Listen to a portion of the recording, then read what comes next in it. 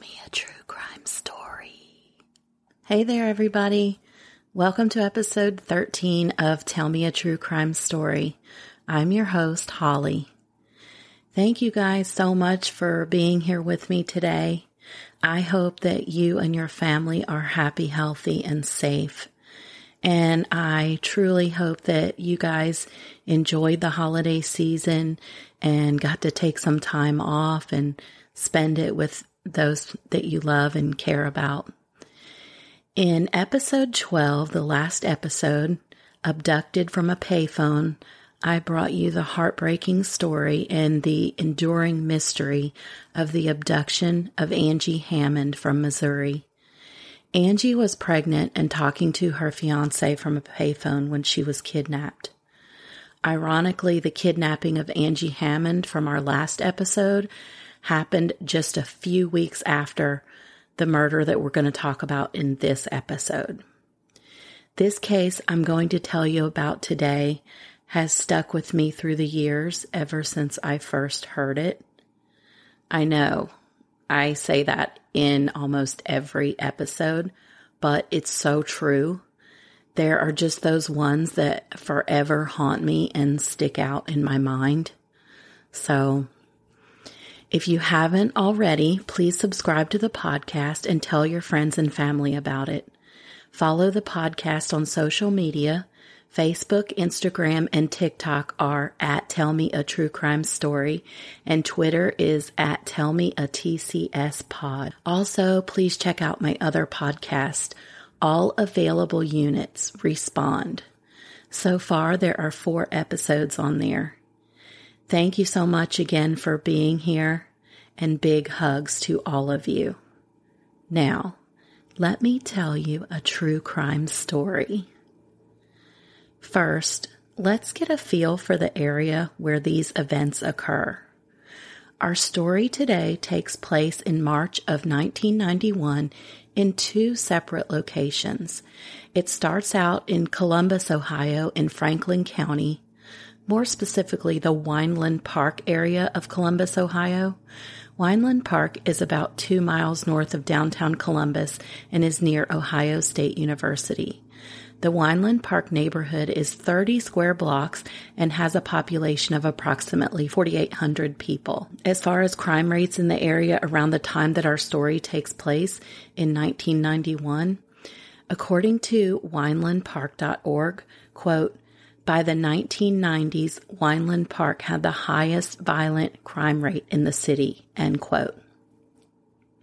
The other location where our story occurs is in a rural farming community in West Jefferson, Ohio, in Madison County. And this is about a 30-minute drive west of the city of Columbus, Ohio. Jessica Lyn Keen was born on Wednesday, September 24th, 1975, to Rebecca and James. Jessica attended Oakview Elementary in Kettering, Ohio, where she was in the gifted program in 4th, 5th, and 6th grades. The then coordinator of gifted education in Kettering, Tom Tudor, said that Jessica was in the upper 3% of all students at her grade level in the district, and that her IQ was in the mid-130s. Jessica's grandfather said she loved animals and wanted to major in veterinary medicine. Her mom said Jessica had many plans, hopes, and dreams. One of them was that she wanted to be a zoologist. Friends said Jessica was always laughing, smiling, and singing. Jessica attended Kettering Junior High School before she moved to Columbus.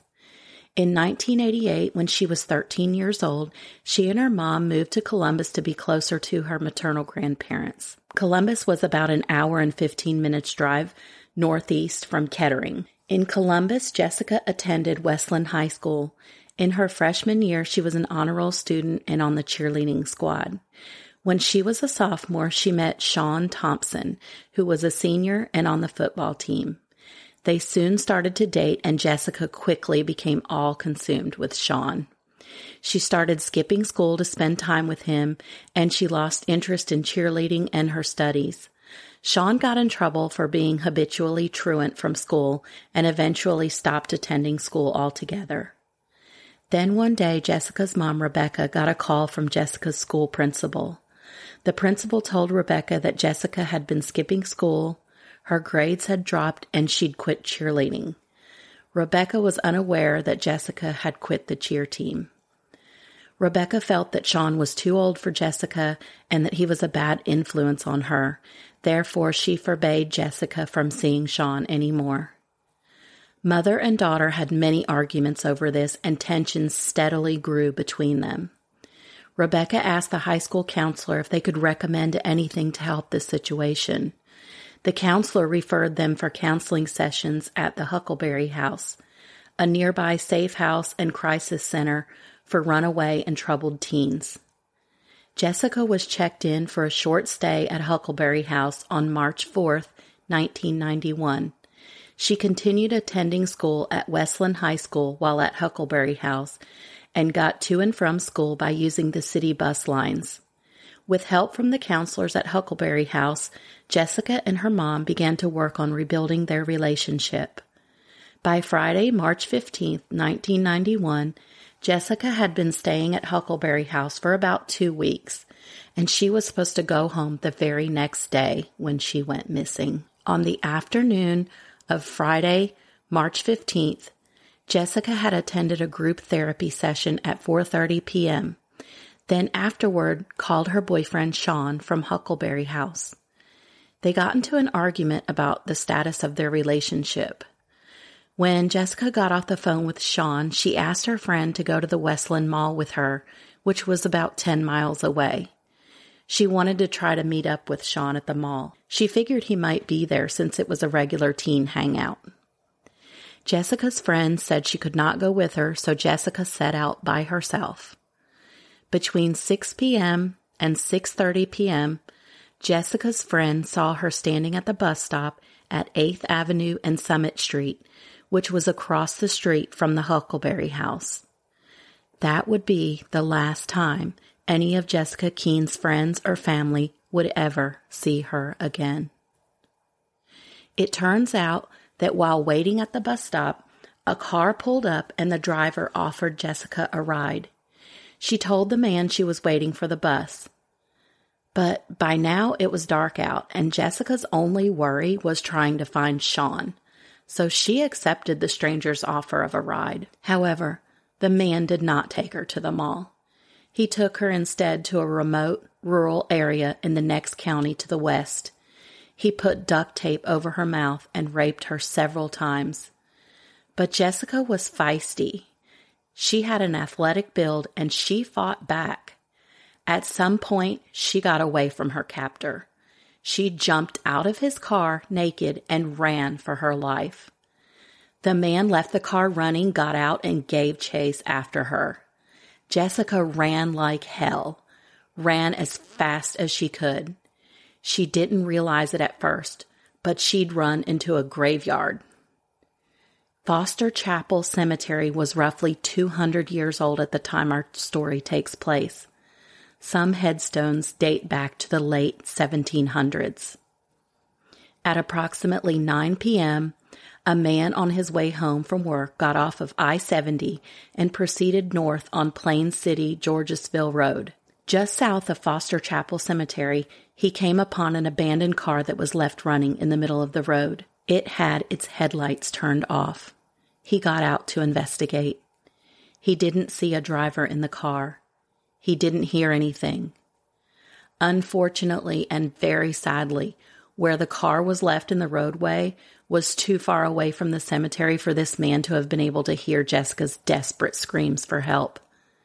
The man got back in his car. He then saw a black man running from the direction of the cemetery and getting back into the running car. The witness thought the situation was strange, but didn't think much else of it, and he left. As I said, Foster Chapel Cemetery is in a very isolated area. It's surrounded by acres and acres of farmland in all directions. Jessica knelt down behind headstones, desperately trying to hide from her kidnapper. She could see lights from a farmhouse off in the distance behind the cemetery. This house was at least 1/4 of a mile away. Jessica came out of her hiding spot behind a large headstone and started running toward that house, toward the only visible possible safe haven, that farmhouse. One of her socks came off as she ran, while running full speed in the pitch black darkness toward the lights of the farmhouse. Jessica slammed into a fence post at the back of the cemetery. The impact knocked her to the ground. Her captor caught up with her then. He went for a weapon of opportunity.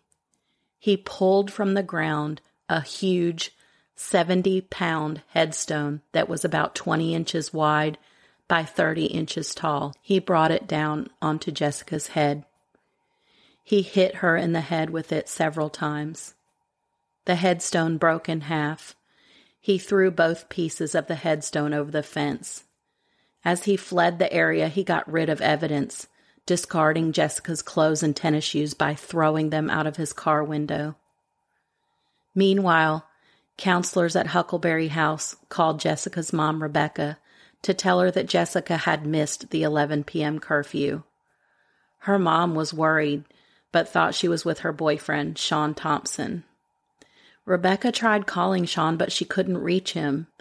Just after midnight, she filed a missing persons report with the Columbus Police Department. She continued to call around to see if anyone had seen or heard from Jessica. Then Rebecca finally heard from Shawn. He called her and said that Jessica was not with him and he did not know where she was. The next morning, Saturday, March 16, 1991, a man found a pair of blue jeans on the berm of the eastbound ramp to I-70 coming from Plain City, Georgesville Road. In the pocket of the jeans were COTA bus tickets.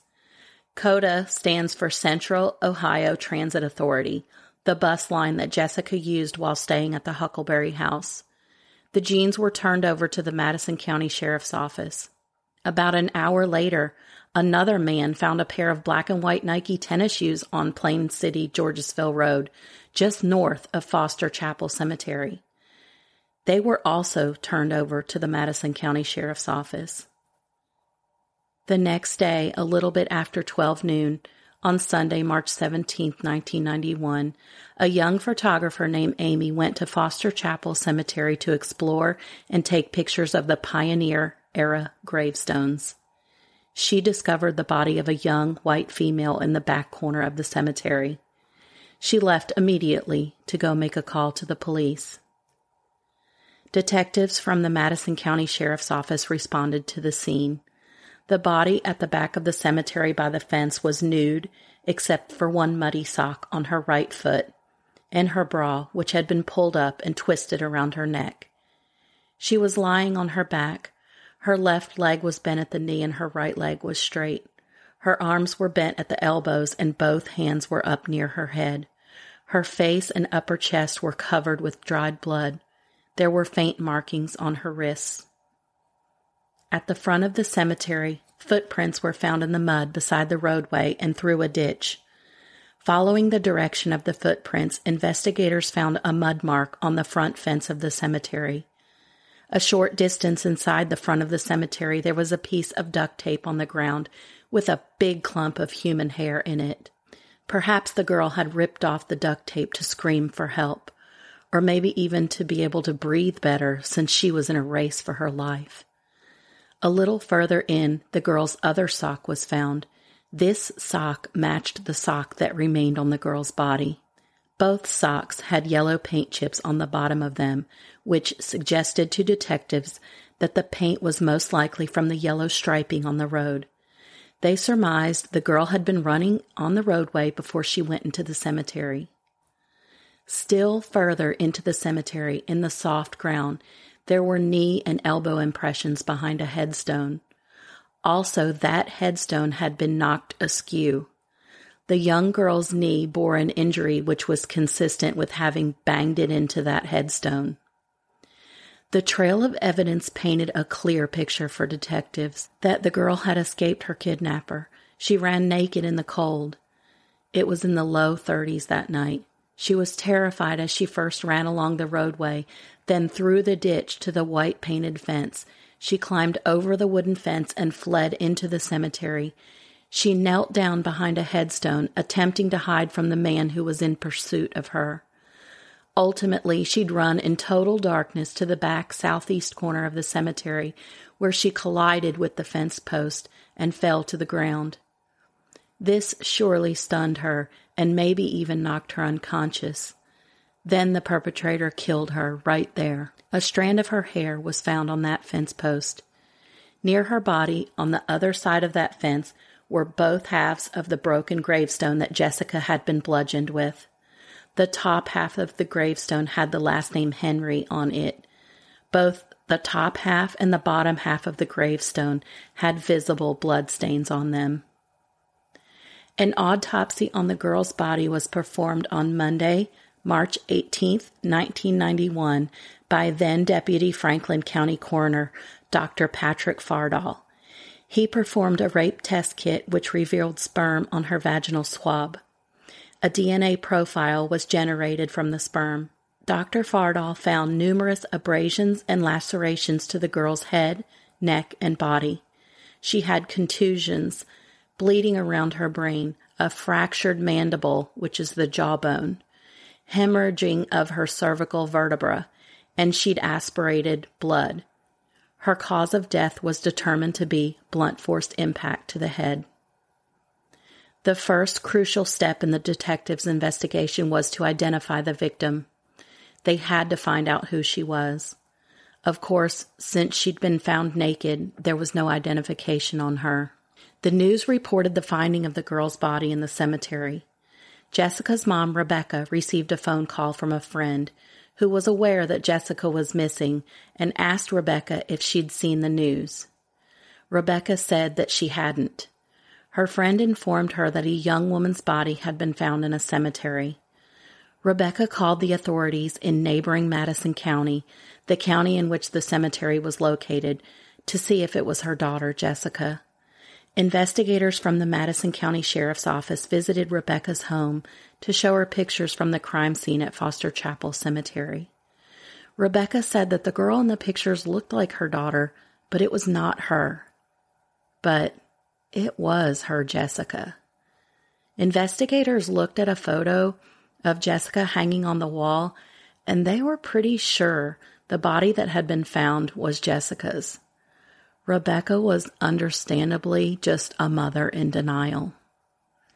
Investigators asked Rebecca and Shawn, Jessica's boyfriend, to go to the morgue to see if they could positively identify the body in person. However, while at the morgue, just before they entered the room where the body was, investigators stopped Rebecca from going in. They thought that the sight of her daughter would be too much for her. Shawn went in alone and positively identified the body as Jessica's. Rebecca was still in denial that it was Jessica until she learned of a telltale scar on the finger of the girl's body. She now knew it was her Jessica. Detectives interviewed everyone at Huckleberry House in an attempt to build a timeline and see what information they might have. They learned that she was last seen at the bus stop on Friday evening. Since she'd argued with Shawn on the phone before her disappearance and left to meet up with him afterward, they first focused on Shawn as a possible suspect. Detectives learned that he was in a car with 5 friends headed to Florida. They put out an APB on the car Shawn and his friends were traveling south in. They eventually got stopped in Georgia and were brought back to Ohio for questioning. They all denied involvement in Jessica's murder. A DNA sample was obtained from Shawn and one of the guys he'd been headed to Florida with. Neither were a match for the DNA sample obtained during Jessica's autopsy. They were cleared as suspects. 5 years later, Madison County Sheriff's Office turned the case over to the Ohio Bureau of Criminal Investigation. Authorities with the Bureau started by investigating the other 4 guys that had been traveling to Florida with Jessica's boyfriend right after her murder. They all submitted a sample of their DNA for analysis and were given polygraphs. Their DNA did not match the DNA obtained during Jessica's autopsy, and all 4 passed their polygraph exams. They were also cleared as suspects in Jessica's murder. Over a decade passed, and investigators were getting desperate, but they continued to work the case. They re-examined evidence and re-interviewed witnesses. A reward offered in Jessica's case reached up to $100,000. But Special Agent Costas with the Bureau had one last idea. In the years since Jessica's murder, the FBI had launched CODIS, the National DNA Database. You see, prior to CODIS, DNA samples had to be compared to known suspects. There wasn't yet a database that contained genetic profiles of convicted offenders, arrestees, and detainees. Ohio BCI Special Agent Costas wanted to submit a sample obtained at Jessica's autopsy through CODIS. However, there was one major problem. The semen sample obtained at Jessica's autopsy had been used up during prior DNA testing against the previous suspects in the case. There was no more of the original sample left to run further testing on. Nevertheless, Agent Costas took the empty test tube to a forensic scientist at Ohio Bureau of Investigation's crime lab. The scientist swabbed the empty test tube and looked at it under a microscope, and he was able to see sperm cells. Miraculously, the sample was 17 years old and microscopic, but yielded a full genetic profile. The DNA profile was entered into CODIS and came back with a match within minutes. 17 years later to the day when Jessica's body was found, the Ohio Bureau of Investigation Crime Lab informed BCI Special Agent Costas of the DNA match. They finally identified Jessica's killer, Marvin Lee Smith, Jr. In the 17 years since Jessica had been killed, his name had never come up in the investigation into her murder. Not much is known about Marvin Lee Smith, Jr. He was born on Monday, November 19, 1956. He was 34 years old in 1991 when he killed Jessica. At the time of Jessica's murder, he was living in the Short North neighborhood of Columbus, which is just south of the Huckleberry house where Jessica was staying. When authorities began looking into Marvin Lee Smith, Jr., they discovered that he had a history of violence against women. His DNA had been taken and entered into CODIS when he was released from prison after serving time for rape and kidnapping. In one incident on February 4th, 1990, around 5:45 p.m., 29-year-old Shirley Hutchins was walking near Greenwich Street and Loretta Avenue in Columbus when a car pulled up next to her. The driver asked her for directions. She leaned down to give the man directions, and he asked her if she performed sexual pleasures. He said he had $10 he would give her. She said no, she did not, and started to walk away. The man then grabbed her coat and began pulling her in the car window toward him. She struggled to get away from him, and they fought. He hit her in the face, and she hit him back in the face. He jerked her purse off of her arm and threw it into his back seat. He shoved her, which knocked her to the ground. He then backed up his car, then raced forward towards her, trying to run her over. She was able to jump out of the way and got his license plate number as he sped off. She later identified Marvin Lee Smith, Jr. in a photo array. He was arrested and charged with robbery. On July 16, 1990, he pleaded guilty to a lesser charge of misdemeanor theft.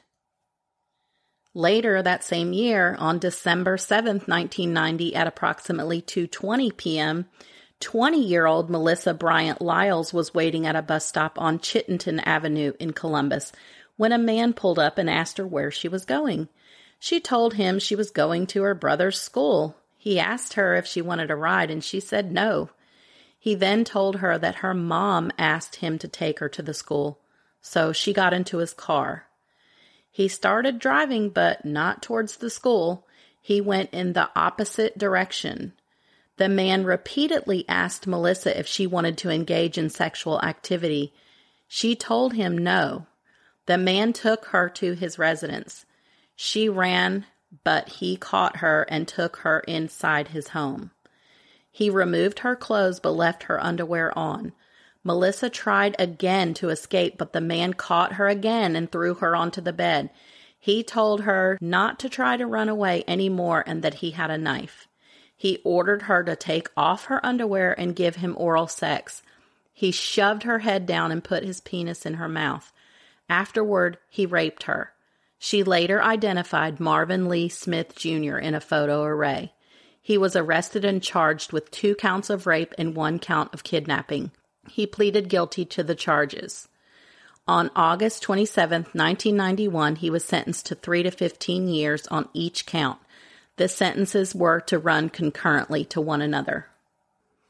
Marvin Lee Smith Jr. attacked Shirley Hutchins about a year before Jessica's murder and raped Melissa Bryant Lyles about 3 months before Jessica's murder.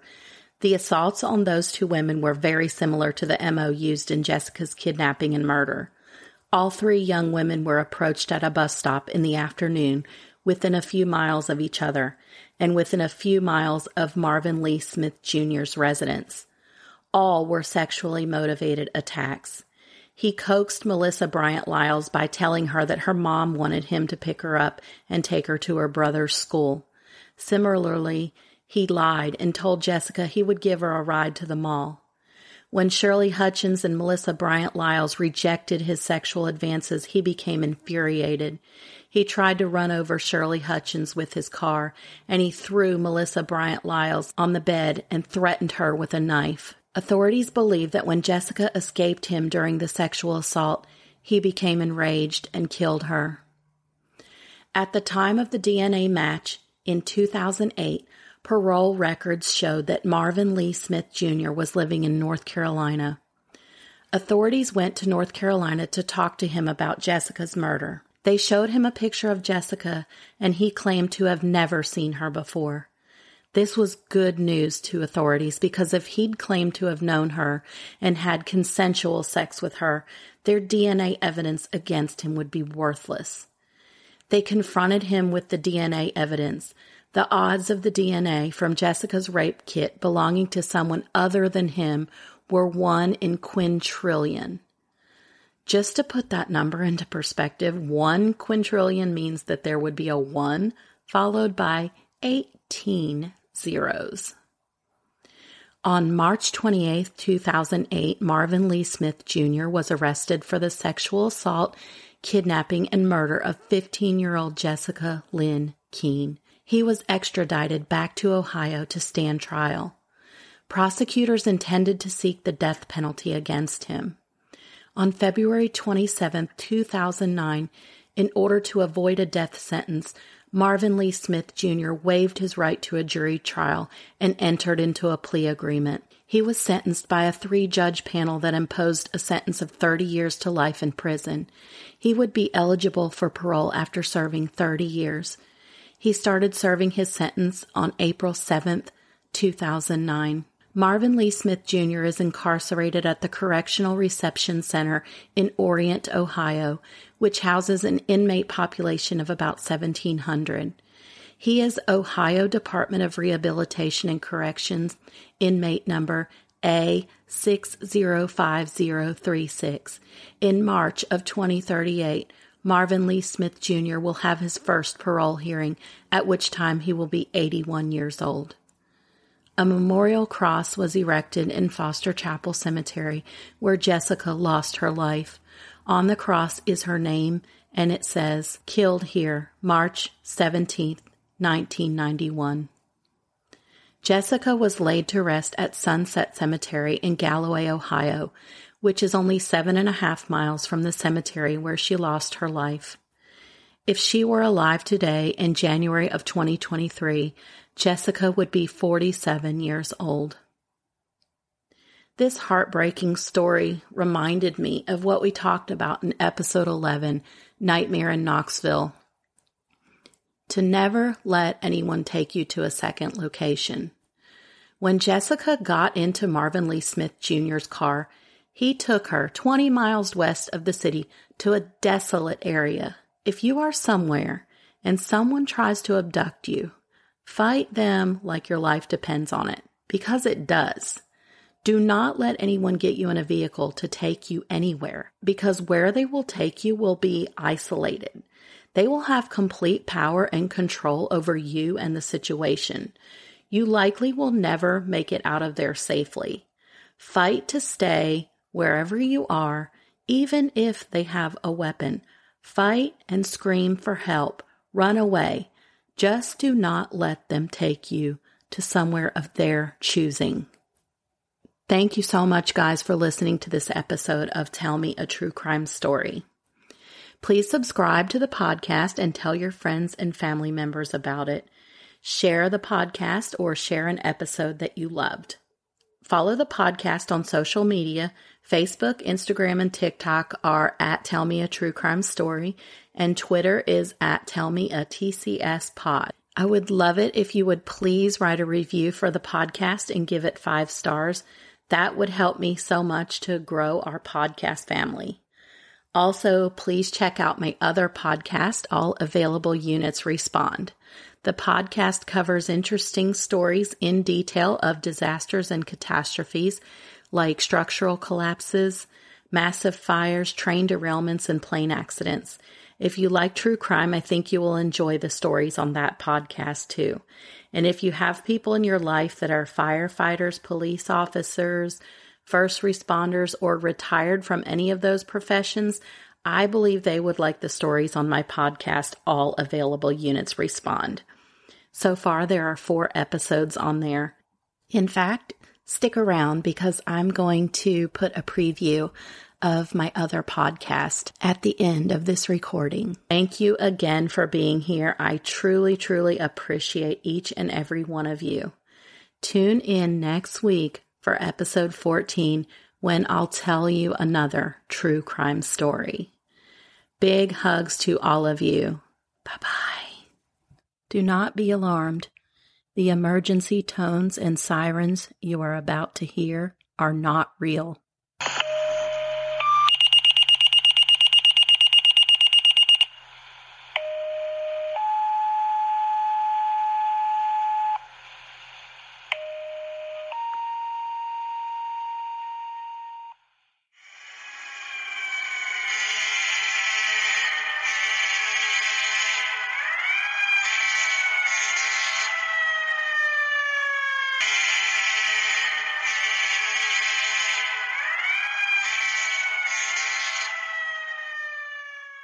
Investigators know from video taken that night that the first flames started just seconds into Great White's opening song.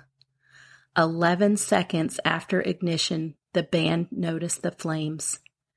People in the crowd noticed the flames too and began to realize that they were not an intentional part of the show.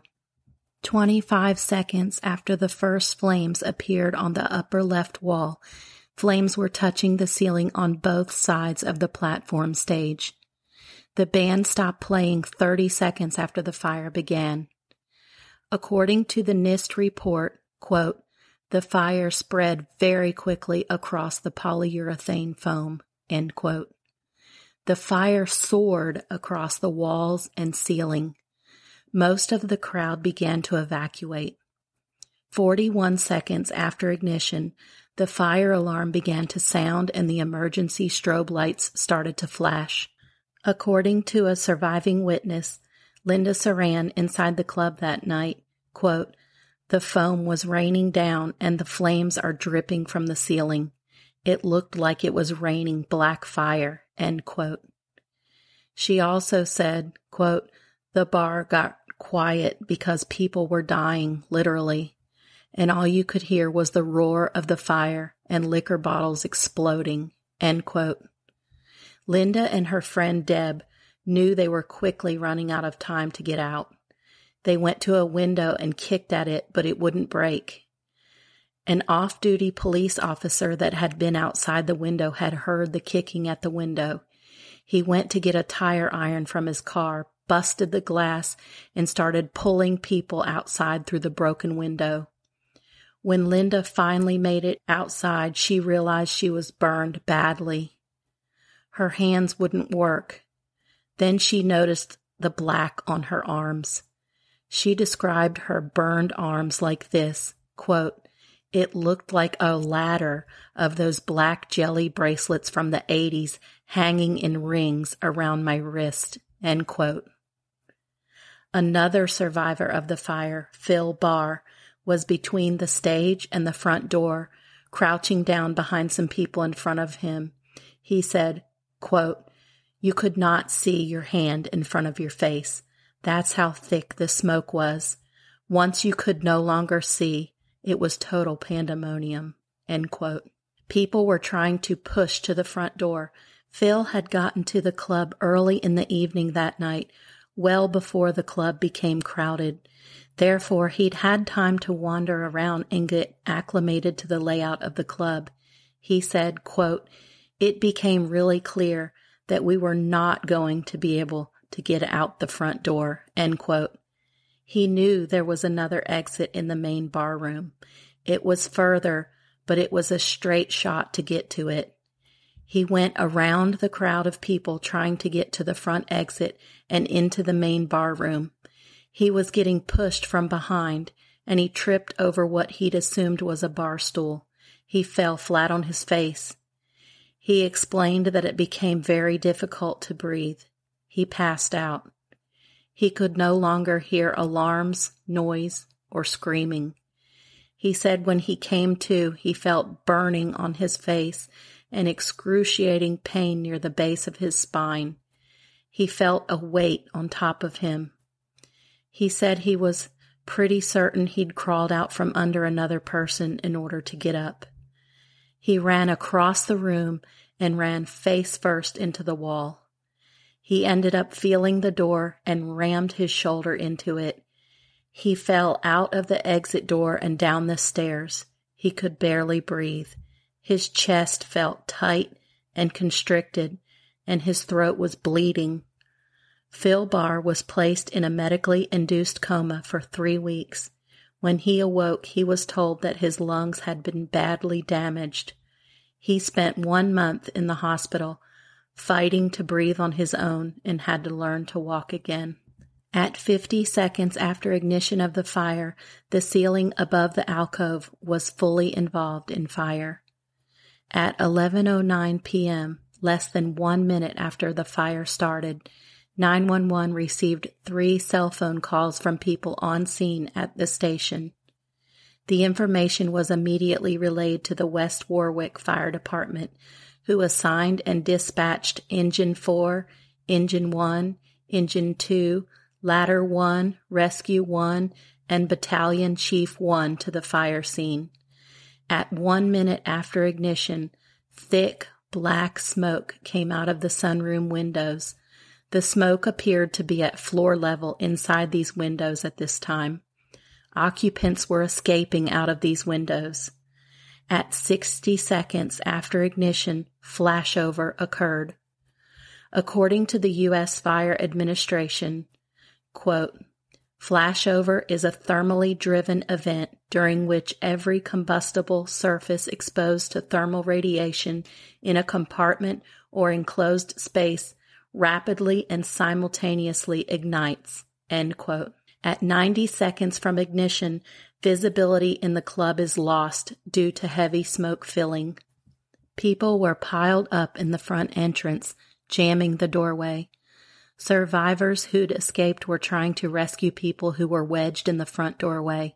Smoke poured out over the top of the pile of trapped people.